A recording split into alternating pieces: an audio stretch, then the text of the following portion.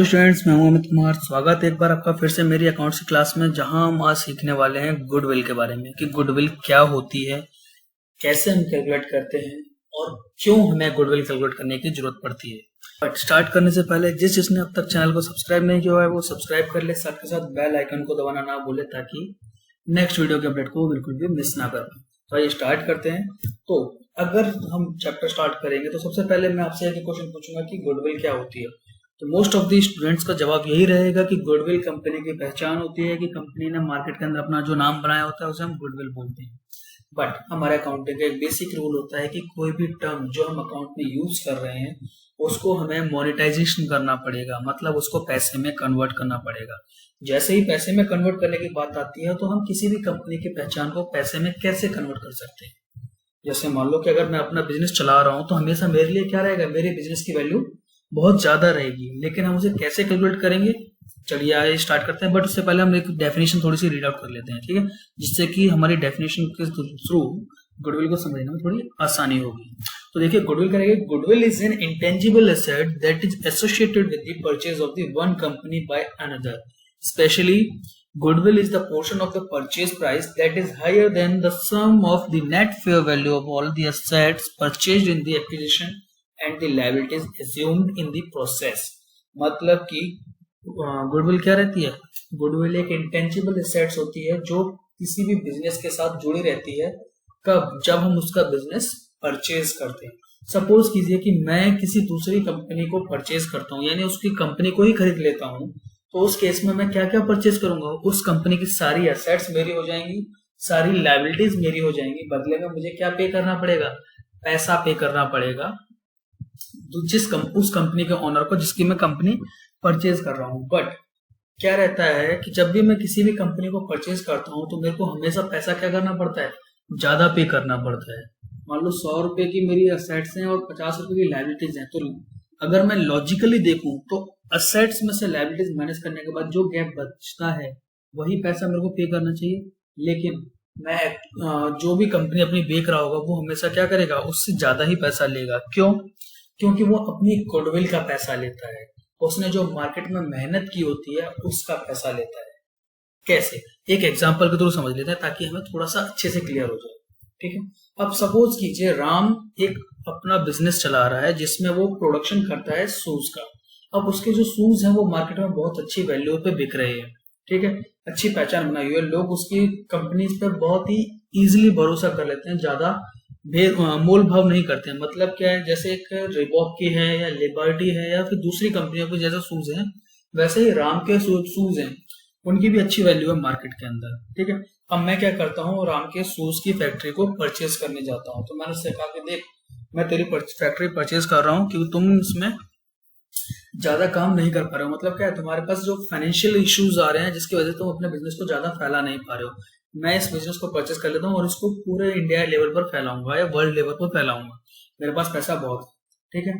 तो उसने क्या कहा, ठीक है चलो मैं अपना बिजनेस बेच देता हूँ, बट मैं अपने बिजनेस को 15 लाख रुपए में बेचूंगा। तो मैंने कहा भाई देख, तेरे असेट्स की वैल्यू 10 लाख रुपए है और तेरी लायबिलिटीज भी है 2 लाख रुपए की, तो इस हिसाब से तेरा पैसा तो बनता है सिर्फ 8 लाख रुपए, जो मेरे को तेरे को देना चाहिए। तो 15 लाख रुपए तो कुछ चीज के मांग रहा है। कहता भाई जी, मैंने इतने सालों से मेहनत करी है, पैसा कमाया है, मार्केट में एक नाम बनाया है, मुझे उसका भी तो कुछ मिलना चाहिए। मैंने कहा ठीक है चल, तेरे को ठीक है, वो तेरे गुडविल का पैसा जो बनता है वो मैं तेरे को दूंगा, लेकिन गुडविल तेरे कहने से नहीं मैं मानूंगा।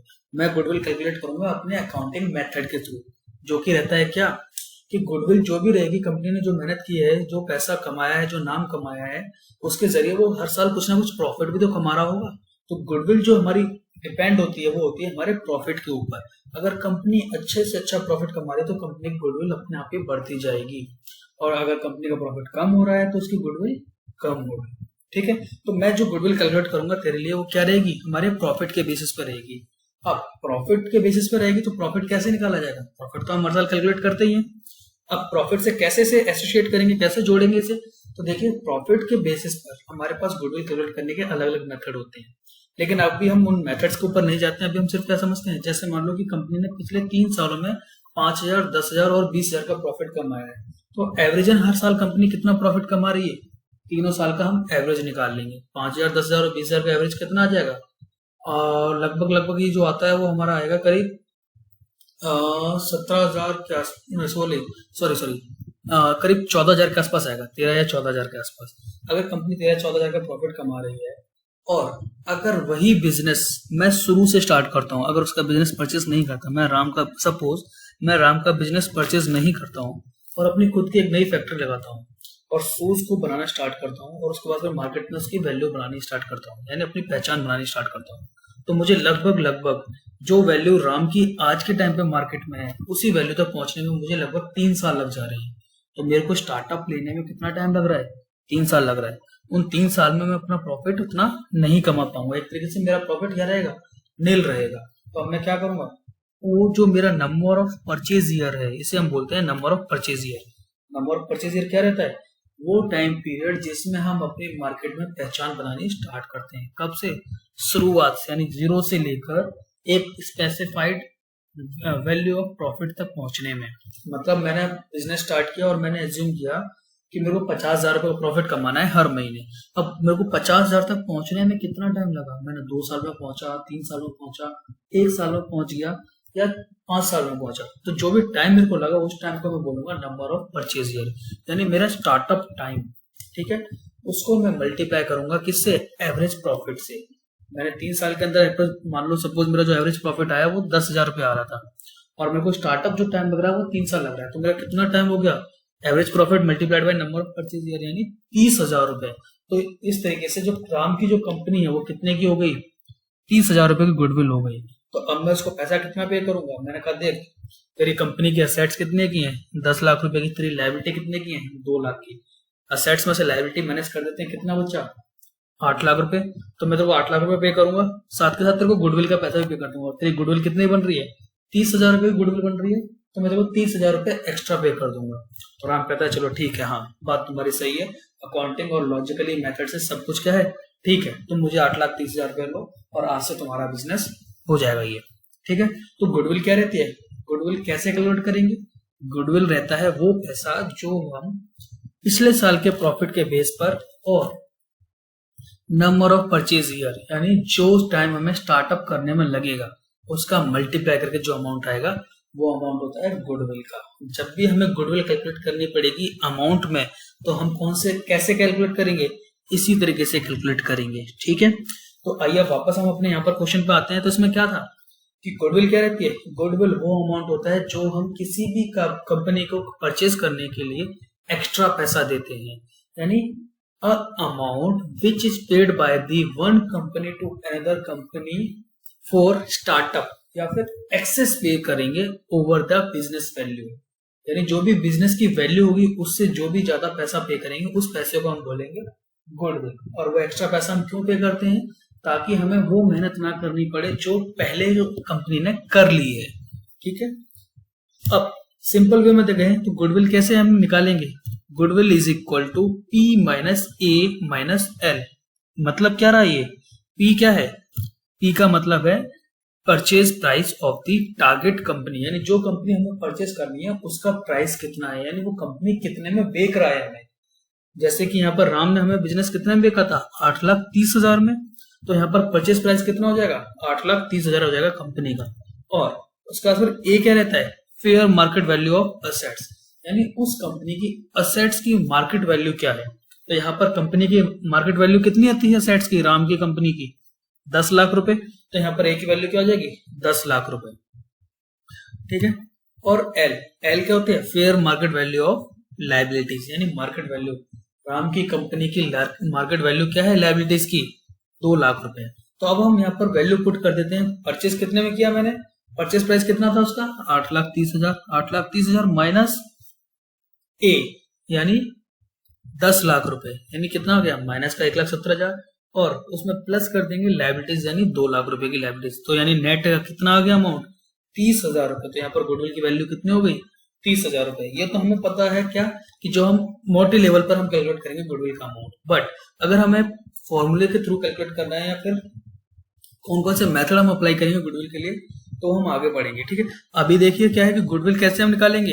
अगर हमें सारे अमाउंट गिवन है, यानी हमने कितने बिजनेस परचेज किया, उस कंपनी की एसेट्स कितनी थी, इसकी लायबिलिटीज कितनी थी, तो हमें गुडविल का पैसा निकालने में कोई दिक्कत नहीं आएगी कि हमें कितना पैसा गुडविल के लिए दिया, यानी जब हमने बिजनेस परचेज किया तो कितना पैसा हमने उसकी गुडविल के लिए दिया। तो वो कैसे निकाला जाएगा, इस फॉर्मूले का थ्रू। कौन सा फॉर्मूला, जो ये है P minus A minus L।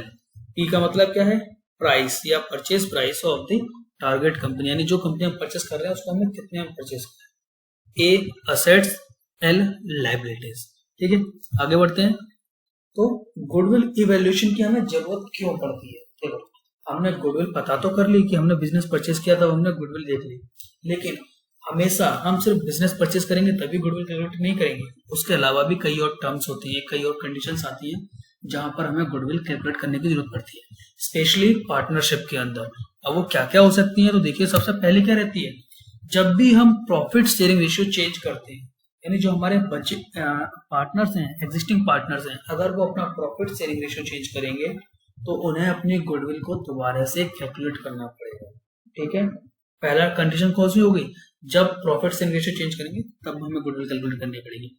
Second, admission of a new partner, जब भी हम नए पार्टनर को अपने बिजनेस के अंदर लेके आएंगे तब हमें क्या करना है, गुडविल को रिकैलकुलेट करना पड़ेगा, हमेशा गुडविल को इवैल्यूएशन करना पड़ेगा। ठीक है, next, the retirement of a partner, जब भी कोई पार्टनर फर्म से रिटायर होगा तब भी हम क्या करेंगे, गुडविल को कैलकुलेट करेंगे। डेथ ऑफ ए पार्टनर, मतलब जब किसी पार्टनर की डेथ होगी तब भी हम गुडविल को कैलकुलेट करेंगे। Dissolution of the firm where business is sold as going concern, मतलब जब भी हम अपने बिजनेस को बंद करेंगे, खत्म करेंगे, डिसॉल्व करेंगे, तब भी हमें क्या करना पड़ेगा, गुडविल को कैलकुलेट करना पड़ेगा। ठीक है, last, amalgamation of partnership firms, यानी जब दो या दो से ज्यादा पार्टनरशिप फर्म को हम एक साथ मिलाकर एक सिंगल पार्टनरशिप फर्म बनाएंगे तब भी हमें गुडविल कैलकुलेट करने की जरूरत पड़ेगी। अब देखो, ये सारे चेंजेस जो हम कर रहे हैं इस टाइम पे हमें गुडविल कैलकुलेट करने की जरूरत क्यों पड़ रही है, क्योंकि जब भी हम कोई भी चेंजेस अपनी फर्म के अंदर अप्लाई करते हैं, अपनी पार्टनरशिप के अंदर अप्लाई करते हैं, तो उस चेंजेस से पहले हमारे वैल्यू क्या थी मार्केट के अंदर, और उस चेंजेस के बाद मार्केट में हमारी वैल्यू क्या होगी, बढ़ेगी या कम होगी, वो हमें पता होना चाहिए, ताकि हमें पता रहे कि हमारे चेंजेस करने के फायदे हुए या नुकसान। तो इसलिए हमें क्या करना पड़ता है, गुडविल हर बार कैलकुलेट करनी पड़ती है। सपोज अगर हम एडमिशन के टाइम पे गुडविल कैलकुलेट नहीं करते हैं, हमने पहले बहुत अच्छी मेहनत की, बहुत अच्छा नाम अपनी मार्केट के अंदर बना लिया है, लेकिन जैसे नया पार्टनर आया मार्केट में नाम डूबने लग गया, अब हम उस पार्टनर को ब्लेम कर रहे हैं कि तेरे आने की वजह से हमारे मार्केट के अंदर नाम डूब गया है, तो वो कहेगा कि नहीं, तुम्हारा नाम तो पहले से डूबा हुआ था। तो उसको हम कैसे गलत ठहराएंगे, हमारे पास कोई प्रूफ तो होना चाहिए। तो प्रूफ क्या रहेगा कि हम गुडविल पहले ही कैलकुलेट कर लेंगे, जैसे ही कोई नया पार्टनर अपने बिजनेस के अंदर ला रहे हैं तो हम पहले ही बता देंगे, देख तेरे आने से पहले हमारी मार्केट के अंदर वैल्यू इतनी थी, हमारा गुडविल इतनी थी, अब से जो भी गुडविल बढ़ेगी या कम होगी उसका इफेक्ट तेरे ऊपर भी आएगा, ताकि तो बाद में ये ना बोल सके कि इसमें मेरा कोई हिस्सेदारी नहीं है, मैंने नहीं किया है ऐसा कुछ जिसकी वजह से कंपनी का नाम बेकार हो। ठीक है, तो हर बार हमें क्या करना पड़ेगा, इन सारे पॉइंट्स पे हमें अपनी गुडविल को रिकैलकुलेट करना पड़ेगा। अब मेथड्स क्या रहते हैं कि कैसे हम अपनी गुडविल को कैलकुलेट करेंगे। तो गुडविल कैलकुलेशन करने के हमारे पास 3 अलग अलग मेथड हैं। पहला मेथड कौन सा है, एवरेज प्रॉफिट मेथड, जैसा कि मैंने आपको पहले भी एग्जांपल में बता दिया है। एवरेज प्रॉफिट मेथड में क्या करते हैं, हम अपने पिछले कुछ सालों का एवरेज प्रॉफिट निकालते हैं और उसको नंबर ऑफ परचेज ईयर से मल्टीप्लाई कर देंगे, तो हो जाएगा वो हमारा एवरेज प्रॉफिट मेथड। नेक्स्ट रहता है सुपर प्रॉफिट मेथड। ठीक है, सुपर प्रॉफिट मेथड भी हमारा क्या रहता है, गुडविल को कैलकुलेट करने का एक एडवांस मेथड है। इसमें हम क्या करते हैं, अपने सुपर प्रॉफिट पहले कैलकुलेट करेंगे और उसके बाद फिर गुडविल निकालेंगे। लास्ट में आता है कैपिटलाइजेशन मेथड। कैपिटलाइजेशन मेथड के अंदर क्या करते हैं, हम अपनी कैपिटल का यूज करते हैं, यानी जो हमारी फर्म की असेट्स और लायबिलिटीज होंगी उनका यूज करके हम गुडविल निकालेंगे। तो एक तो हो गया हमारा प्रॉफिट के बेसिस पर और एक हो गया हमारा कैपिटल के बेसिस पर। प्रॉफिट के बेसिस पर हमारे पास 2 मेथड है, सुपर प्रॉफिट और एवरेज प्रॉफिट। कैपिटल के बेसिस पर कैपिटलाइजेशन मेथड। ठीक है, अब सबसे पहले हम पढ़ते हैं एवरेज प्रॉफिट मेथड क्या रहता है। तो एवरेज प्रॉफिट के अंदर भी 2 पार्ट होते हैं। पहला पार्ट रहता है सिंपल एवरेज प्रॉफिट मेथड। अब ये सिंपल एवरेज प्रॉफिट मेथड क्या है कि under this method the goodwill is valued at the agreed number of purchase year of the average profit of the past years. मतलब जैसा कि मैंने आपको पिछले एग्जांपल में बताया था क्या कि सिंपल एवरेज प्रॉफिट मेथड के अंदर क्या करेंगे, हम गुडविल को कैलकुलेट करेंगे किस बेसिस पर, एक agreed number of purchase year के बेसिस पर। नंबर ऑफ परचेज ईयर यानी agreed number of purchase year क्या हो गए, यानी वो टाइम पीरियड जिसके जितना टाइम हमें अपने बिजनेस को स्टार्ट करने में लगेगा, यानी मार्केट में एक पहचान दिलाने में लगेगा, वो time period into number of into average profit of previous specified years. मतलब हमने डिफाइन कर लिया कि हमें 3 साल लगे थे प्रॉफिट को कमाने में, या पिछले 3 साल का एवरेज प्रॉफिट लेकर हम नंबर ऑफ परचेज ईयर से मल्टीप्लाई करेंगे। ठीक है, तो क्या रहेगा, average profit into number of purchase year. अब एवरेज प्रॉफिट हमारा 2 साल का भी हम ले सकते हैं और 5 साल का भी ले सकते हैं, तो जो भी हमें बोला गया होगा हम वो एवरेज प्रॉफिट लेंगे और उसको मल्टीप्लाई कर देंगे नंबर ऑफ परचेज ईयर से, तो आ जाएगी हमारी क्या, गुडविल। कौन से मेथड से, सिंपल एवरेज प्रॉफिट मेथड से। अब सिंपल एवरेज प्रॉफिट मेथड जो हमें समझ में आ गया, क्या करना है, सिंपल हमें पिछले सालों का एवरेज निकालना है और मल्टीप्लाई करते हैं नंबर ऑफ परचेज ईयर से, आ गया हमारा गुडविल। लेकिन कई बार क्या होता है कि मेथड हमारा काम का नहीं होता है, कई बार इसमें कुछ ड्रॉबैक्स आ जाते हैं। क्यों, क्योंकि हो सकता है पिछले साल हमने प्रॉफिट अच्छा खासा कमाया हो और उससे पहले हम लॉस कमा रहे हो, तो एवरेज प्रॉफिट हमेशा क्या हो जाएगा, गलत दिखा देगा। इसलिए हम इसका दूसरा मेथड यूज करते हैं जो उसका नाम है वेटेड एवरेज प्रॉफिट। इसके अंदर क्या करते हैं, under this method the goodwill is valued at the agreed number of purchase year of the weighted average profit of past years. यानी we use the weighted average when there is exist an increasing or decreasing trend in the profits giving in the highest weight to the current year profit।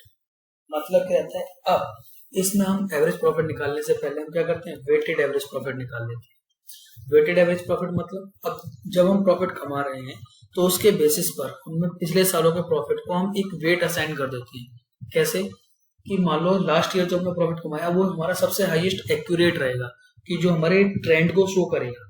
मतलब हमने देखा कि 2013 में हमारा जो business का profit था वो 20 लाख रुपए था, 2014 में आया, 2016 में आया उससे कम, 2017 में उससे ज्यादा आया, उसके बाद फिर 18 में उससे कम आया, 19 में जो प्रॉफिट रहेगा हम उसके बेसिस पर नेक्स्ट ईयर की प्लानिंग अच्छे से कर सकते हैं। यानी लास्ट ईयर का जो ट्रेंड रहेगा वो टर्म्स एंड कंडीशन इस ईयर भी रह सकती है, बहुत हमारे लिए रियलिस्टिक होंगी, मतलब क्या रहेंगी, वो ताजी रहती है, जिसके बेसिस पर हम अपनी एनालिसिस कर सकते हैं। लेकिन 2015 में जो हमारी कंडीशन थी, क्या वो कंडीशन अभी भी होंगी, नहीं होगी, वो बहुत ही लेस होंगी, यानी बहुत कम रिलेट करेंगे हमारे आज की कंडीशन से। इसलिए क्या करेंगे, हम उसको सबसे कम वेट असाइन करेंगे और सबसे ज्यादा वेट किसको असाइन करेंगे, लास्ट ईयर को। क्यों, क्योंकि वो हमारी कंडीशन से आज की सामने जो कंडीशन है उससे बहुत ज्यादा ही कोरिलेट होंगी, बहुत ज्यादा ही रिलेटेड होंगी, इसलिए हम क्या करेंगे, उसको वेट असाइन करेंगे ज्यादा। तो इससे क्या रहेगा कि हमारा एवरेज प्रॉफिट भी बहुत ही एक्यूरेट निकलेगा, जो कि हमारे बिजनेस की फ्यूचर बिजनेस डिसीजन के लिए बहुत फायदेमंद रहेगा, और गुडविल भी हमारी बहुत ज्यादा ही एक्यूरेट निकलेगी। तो पहले हम क्या करेंगे, एवरेज पहले वेट सब सारे प्रॉफिट को, यानी पिछले 4 साल के मतलब हमें प्रॉफिट निकालना है एवरेज प्रॉफिट, तो हम पिछले 4 सालों के प्रॉफिट को एक वेट असाइन कर देंगे। और किस बेसिस पे करेंगे, सबसे करंट ईयर वाले के प्रॉफिट को हम सबसे ज्यादा वेट असाइन करेंगे और सबसे पुराने वाले को सबसे कम। ठीक है, अब सबसे पहले हम निकालेंगे वेटेड एवरेज प्रॉफिट। इसमें सबसे पहले निकालेंगे वेट का, जो भी हमने वेट असाइन किया उसका एवरेज कितना आ रहा है, उसके बाद फिर हर एक ईयर के वेट को मल्टीप्लाई कर देंगे प्रॉफिट से उस साल के, और उसके बाद फिर उस प्रॉफिट का एवरेज निकालेंगे। तो गुडविल कैसे निकलेगी, पहले हम वेटेड एवरेज प्रॉफिट निकालेंगे। वेटेड एवरेज प्रॉफिट कैसे निकालेंगे, नंबर ऑफ वेट को मल्टीप्लाई करेंगे, यानी जो भी हमने वेट असाइन किया होगा प्रॉफिट को उसको मल्टीप्लाई करेंगे प्रॉफिट से, और वेट मल्टीप्लाइड बाय प्रॉफिट जो रिजल्ट आएगा तो उस सब का टोटल करके टोटल वेट से डिवाइड कर देंगे, तो आ जाएगा क्या, वेटेड एवरेज प्रॉफिट, और फिर उसको मल्टीप्लाइड कर देंगे नंबर ऑफ परचेज ईयर से। इससे निकल गया क्या, हमारी गुडविल। देखो यहाँ पर दे भी रखा है, weighted average profit is equal to क्या आएगा, sum of profit multiplied by weight upon में सम ऑफ वेट्स, यानी प्रॉफिट्स का सम, कौन से प्रॉफिट का, जो हमने मल्टीप्लाई करके निकाला है किससे, वेट से, और उसके बाद उसको डिवाइड कर देंगे वेट से, तो इससे निकल जाएगा क्या, हमारा वेटेड एवरेज प्रॉफिट, और उसको फिर हम मल्टीप्लाई करेंगे नंबर ऑफ परचेज ईयर से, तो आ जाएगी हमारी क्या, गुडविल। तो ये रहता है हमारे पास सिंपल एक एवरेज प्रॉफिट मेथड, जिसके जरिए हम अपनी कंपनी की गुडविल निकाल सकते हैं। अब नेक्स्ट जो मेथड्स हैं दो, उनको हम अपनी नेक्स्ट वीडियो में पढ़ेंगे, साथ के साथ कुछ एग्जांपल्स भी कर लेंगे। ठीक है, जिससे क्या रहेगा कि हमारी सारी डाउट्स क्लियर हो जाएंगी। ठीक है, तो बने रहिए मेरे साथ और नेक्स्ट वीडियो को देखने के लिए हमारे चैनल को सब्सक्राइब कीजिए, ताकि नेक्स्ट वीडियो जो आने वाली है जिसमें हम बाकी के दोनों प्रॉफिट मेथड्स को पढ़ने वाले हैं, जो कि हमारे गुडविल को और ज़्यादा क्लियर करेंगे कि समझने में, वो नेक्स्ट वीडियो में आएंगे। तो उसके लिए आप चैनल को सब्सक्राइब करना होगा, साथ के साथ अपने फ्रेंड्स के साथ शेयर भी कीजिए, ताकि वो भी इस इन्फॉर्मेशन को समझ सकें, ले सकें और गुडविल को अच्छे से समझ सकें। ठीक है, अगर इसके बाद भी अगर आपको कुछ भी डाउट रहता है तो मेरे को कमेंट सेक्शन में बताइए।